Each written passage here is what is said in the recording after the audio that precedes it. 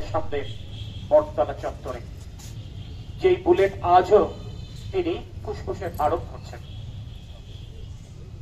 পরবর্তীতে ব্রেন টিউমারে আক্রান্ত হন। দীর্ঘদিন যাবতীয় আসলে স্বাভাবিক জীবন থেকে তিনি বিচ্ছিন্ন ছিলেন। কিন্তু তারপর আমরা জানতাম আমাদের একজন প্রিয় মানুষ, আমাদের একজন ভাই, আমাদের একজন সহযোদ্ধা লালদিঘি পাড়ের দলীয় কার্যালয়ের বিপরীতে ডিপ্রিতে বাস করছেন। এটাও একটি সান্ত্বনার জায়গা আছে।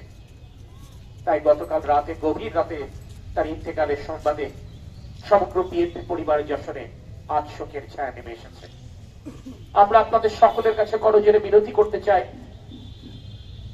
তার রাজনৈতিক দর্শনের কারণে, তার রাজনৈতিক কর্মকাণ্ডের কারণে যদি আপনারা কোনো কারণে মনে কষ্ট পেয়ে থাকেন, মেহেরবানি করে তাকে ক্ষমা করবেন। আর তার পরিবার, তার স্বজন এখানে উপস্থিত আছে, সাথে আমি তার একজন ভাই উপস্থিত আছে।